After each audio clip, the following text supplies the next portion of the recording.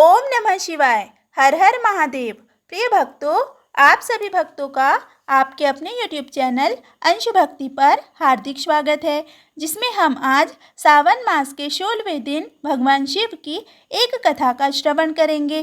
तो आइए थोड़ा मन को शांत करें, थोड़ा दिल से सुने और खो जाए शिव की महिमा में। बोलिए भोले शंकर भगवान की जय। एक समय की बात है, भगवान शिव तथा माता पार्वती कैलाश पर्वत पर विराजमान थे। उसी समय वहां पर यज्ञदत्त नामक भोलेनाथ के एक परम भक्त पधारे। उन्होंने भगवान शिव तथा माता पार्वती को प्रणाम किया और महादेव से कहा, प्रभु, धरती पर आपका प्रिय सावन का महीना चल रहा है। अनेकों भक्त इस सावन मास में आपकी पूजा अर्चना कर रहे हैं। प्रभु, भक्त तो बहुत है, लेकिन मैं यह जानना चाहता हूँ कि उन सभी भक्तों में आपका सबसे प्रिय भक्त कौन है। तब भगवान शिव ने कहा, मेरा प्रिय भक्त तो उस गांव का एक मामूली सा किसान है। इस पर यज्ञदत्त जी थोड़ा मायूस हुए और उन्होंने महादेव से कहा, कैसे प्रभु? इस पर भोलेनाथ ने कहा, इसका उत्तर तो आपको स्वयं ही मिल जाएगा। आप उस किसान के घर एक दिन रहकर आइए। तब यज्ञदत्त जी महादेव तथा माता पार्वती से आज्ञा लेकर उस किसान के घर चले गए। वहां जाकर उन्होंने देखा किसान अभी जागा है और सबसे पहले उसने अपने जानवरों को चारा वगैरह दिया, फिर हाथ मुंह धोए, दैनिक कार्यों से निवृत्त हुआ। जल्दी जल्दी भगवान शिव के मंदिर में गया और उन्हें एक लोटा जल तथा बिल्व पत्र अर्पित कर अपने घर वापिस आ गया और रूखी सूखी रोटी खाकर जल्दी जल्दी अपने खेतों पर काम करने चला गया। वहां पर सारा दिन काम करते करते महादेव के नाम का स्मरण करता रहा। सारा दिन खेतों में काम किया। उसके बाद शाम को घर आकर हाथ मुंह धोकर फिर पुनः भगवान शिव का स्मरण करके अपने परिवार के साथ भोजन ग्रहण कर सो गया। यज्ञदत्त जी यह सब देख रहे थे। इसके बाद यज्ञदत्त जी कैलाश पर्वत पर पुनः गए और भगवान शिव से कहा, यह क्या? अभी वह किसान ऐसा कौन सा कार्य कर रहा है जिसके कारण आप उसे अपना प्रिय भक्त कह रहे हैं? इससे अच्छा तो मैं ही आपकी भक्ति कर लेता हूँ। तब महादेव ने यज्ञदत्त को एक घड़ा दिया और कहा, इसमें जल भरा हुआ है। यदि तुम मेरे परम भक्त हो तो इसे लेकर तीनों लोकों का चक्कर लगाकर आओ, लेकिन याद रहे इसमें से एक बूंद जल भी नीचे गिरना नहीं चाहिए। यज्ञदत्त गया और तीनों लोगों के चक्कर लगाकर वापिस आ गया। तब भगवान शिव ने कहा, यज्ञदत्त, तुमने अपना कार्य तो पूरा किया, किंतु इस बीच तुमने मेरा कितनी बार स्मरण किया? तब यज्ञदत्त बोला, प्रभु, मैं तो इतना व्यस्त था कि आपका नाम लेना ही भूल गया। यज्ञदत्त को उसकी भूल का एहसास हुआ और उसने महादेव से क्षमा मांगी। महादेव ने उससे कहा, वह किसान मेरा प्रिय भक्त इसलिए है क्योंकि वह अपना कर्म करते हुए भी मेरा नियमित रूप से स्मरण करता है। आप तो दिन भर खाली बैठे रहते हैं। जब मैंने आपको एक कार्य दिया तो आपके पास मेरे लिए समय ही नहीं था। तब यज्ञदत्त महादेव के चरणों को पकड़कर रोने लगा और कहा, प्रभु, आप धन्य हैं। मैं आपके मुखारविंदों से अच्छे कर्मों की व्याख्या जानना चाहता हूँ। कृपा कर आप मुझे बताएं। इस पर महादेव ने कहा, उठो यज्ञदत्त, इसके लिए मैं तुम्हें एक प्राचीन कहानी सुनाता हूँ। तुम इसे ध्यान से सुनो। किसी गांव में एक किसान रहता था। वह रोज सुबह उठकर दूर झरनों से स्वच्छ पानी लेकर जाया करता था। इस काम के लिए वह अपने साथ 2 बड़े घड़े ले जाता था, जिन्हें वो डंडे में बांधकर अपने कंधे पर दोनों ओर लटका लेता था। उनमें से एक घड़ा कहीं से फूटा हुआ था और दूसरा एकदम सही था। इस वजह से रोज घर पहुँचते पहुँचते किसान के पास 1.5 घड़ा पानी ही बच पाता था। ऐसा प्रथा 2 सालों से चल रहा था और सही घड़े को इस बात का घमंड था कि वो पूरा का पूरा पानी घर पहुंचाता है और उसके अंदर कोई कमी नहीं है। वहीं दूसरी तरफ फूटा घड़ा इस बात से शर्मिंदा रहता था कि वह आधा पानी ही घर तक पहुंचा पाता है और किसान की मेहनत बेकार चली जाती है। फूटा घड़ा ये सब सोचकर बहुत परेशान रहने लगा और एक दिन उससे रहा नहीं गया। उसने किसान से कहा, मैं खुद पर शर्मिंदा हूँ और आपसे क्षमा मांगना चाहता हूँ। क्यों? किसान ने पूछा। तुम इस बात से शर्मिंदा हो? शायद आप नहीं जानते, पर मैं एक जगह से फूटा हुआ हूँ और पिछले 2 सालों से मुझे जितना पानी घर पहुँचाना चाहिए था बस उसका आधा ही पहुँचा पाता हूँ। मेरे अंदर ये बहुत बड़ी कमी है और इस वजह से आपकी मेहनत बर्बाद होती रहती है। फूटे घड़े ने दुखी होते हुए कहा। किसान को घड़े की बात सुनकर थोड़ा दुख हुआ और वह बोला, कोई बात नहीं, मैं चाहता हूँ कि आज लौटते वक्त तुम रास्ते में पड़ने वाले सुंदर फूलों को देखो। घड़े ने वैसा ही किया। वह रास्ते भर सुंदर फूलों को देखता आया। ऐसा करने से उसकी उदासी कुछ दूर हुई, पर घर पहुँचते पहुँचते फिर उसके अंदर से आधा पानी गिर चुका था। वो मायूस हो गया और किसान से क्षमा मांगने लगा। किसान बोला, शायद तुमने ध्यान नहीं दिया, पूरे रास्ते में जितने भी फूल थे वो बस तुम्हारी तरफ ही थे, सही घड़े की तरफ एक भी फूल नहीं था। ऐसा इसलिए क्योंकि मैं हमेशा से तुम्हारे अंदर की कमी को जानता था और मैंने उसका लाभ उठाया। मैंने तुम्हारे तरफ वाले रास्ते पर रंग बिरंगे फूल के बीज बो दिए थे। तुम रोज थोड़ा थोड़ा करके उन्हें सींचते रहे और पूरे रास्ते को इतना खूबसूरत बना दिया। आज तुम्हारी वजह से ही मैं इन फूलों को भगवान को अर्पित कर पाता हूँ और अपना घर सुंदर बना पाता हूँ। तुम ही सोचो, अगर तुम जैसे हो वैसे नहीं होते तो भला क्या मैं ये सब कुछ कर पाता। इसीलिए हम सभी के अंदर कोई ना कोई कमी अवश्य होती है, पर यही कमी हमें अनोखा बनाती है।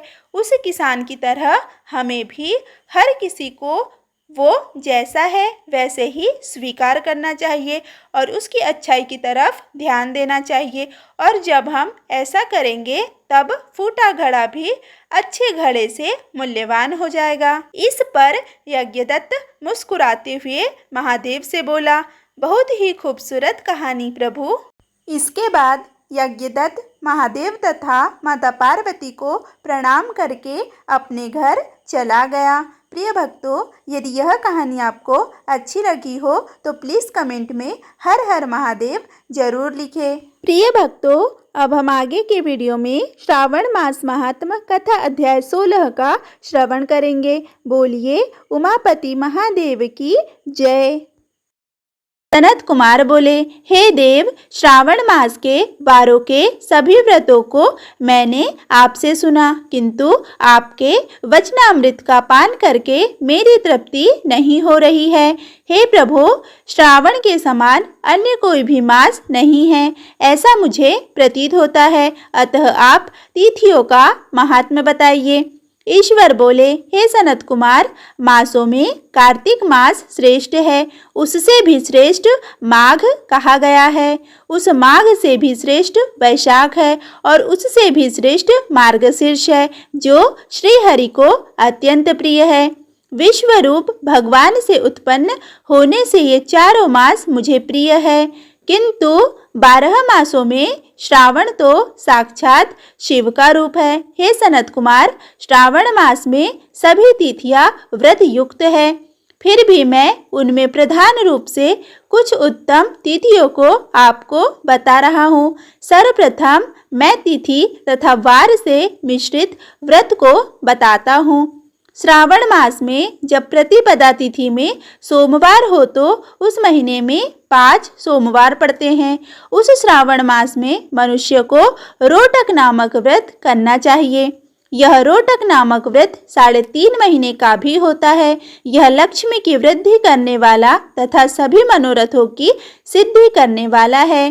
हे मुने, मैं उसका विधान बताऊंगा, आप सावधान होकर सुनिए। श्रावण मास के शुक्ल पक्ष में प्रतिपदा तिथि को जब सोमवार हो, तब विद्वान प्रातःकाल यह संकल्प करे, मैं आज से आरंभ करके रोटक व्रत करूंगा। हे सुरश्रेष्ठ, हे जगत गुरु, मुझ पर कृपा कीजिए। उसके बाद अखंडित बिल्व पत्रों, तुलसी दलों, नीलोत्पल, कमल पुष्पों, कहलार पुष्पों, चंपा तथा मालती के पुष्पों, गोविंद पुष्पों, आक के पुष्पों, उष ऋतु तथा काल में होने वाले नानाविध अन्य सुंदर पुष्पों, धूप दीप नैवेद्य तथा नाना प्रकार के फलों से शूलधारी महादेव की प्रतिदिन पूजा करनी चाहिए। विशेष रूप से रोटकों का प्रधान नैवेद्य अर्पित करना चाहिए। पुरुष के आहार प्रमाण के समान 5 रोटक बनाने चाहिए। बुद्धिमान को चाहिए कि उनमें से 2 रोटक ब्राह्मणों को दे, 2 रोटक का स्वयं भोजन करे और 1 रोटक देवता को नैवेद्य के रूप में अर्पित करे। बुद्धिमान को चाहिए कि शेष पूजा करने के अनंतर अर्घ्य प्रदान करे। केला, नारियल, जम्बीरी नींबू, बीज पूरक, खजूर, ककड़ी, दाग, नारंगी, बिजौरा नींबू, अखरोट, अनार तथा अन्य और जो भी ऋतु में होने वाले फल हो, वे सब अर्घ दान में प्रशस्त है। उस अर्घ दान का फल सुनिए। 7 समुद्र सहित पृथ्वी का दान करके मनुष्य जो फल प्राप्त करता है, वही फल विधान पूर्वक इस व्रत को करके वह पा सकता है। विपुल धन की इच्छा रखने वालों को यह व्रत 5 वर्ष तक रखना चाहिए। इसके बाद रोटक नामक व्रत का उद्यापन कर देना चाहिए। उद्यापन कृत्य के लिए सोने तथा चांदी के 2 रोटक बनाएं। प्रथम दिन अधिवासन करके प्रातःकाल शिव मंत्र के द्वारा घृत तथा उत्तम बिल्व पत्रों से हवन करें। हे तात, इस विधि से व्रत के संपन्न किए जाने पर मनुष्य सभी वांछित फलों को प्राप्त कर लेता है।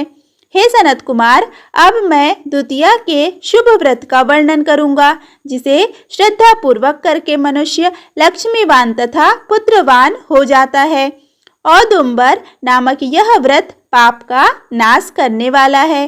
शुभ श्रावण का महीना आने पर द्वितीया तिथि को प्रातःकाल संकल्प करके बुद्धिमान को विधि पूर्वक व्रत करना चाहिए। इस व्रत को करने वाला स्त्री हो या पुरुष, वह सभी संपदाओं को प्राप्त करता है। इस व्रत में प्रत्यक्ष गूलर के वृक्ष की पूजा करनी चाहिए, किंतु गूलर वृक्ष न मिलने पर दीवार पर वृक्ष का आकार बनाकर इन 4 नाम मंत्रों से उसकी पूजा करनी चाहिए।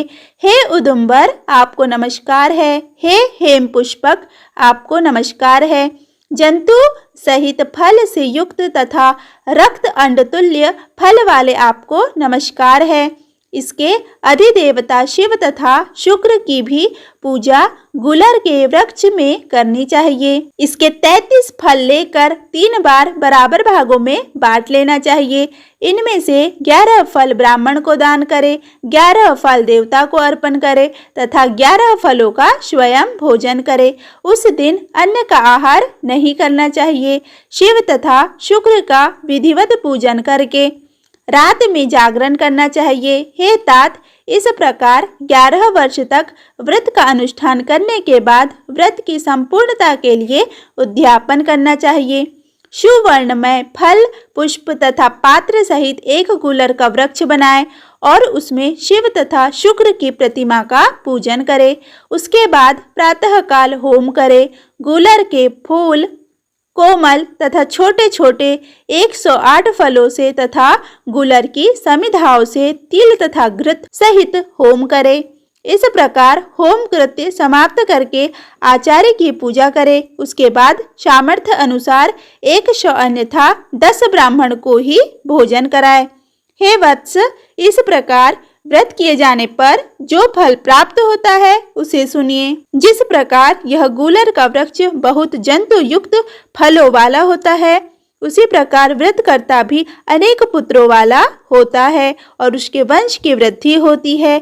यह व्रत करने वाला सुवर्णमय पुष्पों से युक्त वृक्ष की भांति लक्ष्मीप्रद हो जाता है। हे सनत कुमार, आज तक मैंने किसी को भी यह व्रत नहीं बताया था। गोपनीय से गोपनीय इस व्रत को मैंने आपके समक्ष कहा है। इसके विषय में संशय नहीं करना चाहिए और भक्ति पूर्वक इस व्रत का आचरण करना चाहिए। इस प्रकार श्री स्कंद पुराण के अंतर्गत ईश्वर सनत कुमार संवाद में श्रावण मास महात्म्य में प्रतिपद रोटक व्रत द्वितीय उदुम्बर व्रत कथन नामक 15वां अध्याय पूर्ण हुआ। बोलिए उमापति महादेव की जय। प्रिय भक्तों, यदि आपको यह वीडियो अच्छा लगा हो तो प्लीज़ वीडियो को लाइक करें, वीडियो को ज़्यादा से ज़्यादा शेयर करें तथा चैनल पर पहली बार आए हैं तो चैनल को सब्सक्राइब करना बिल्कुल भी ना भूलें। धन्यवाद।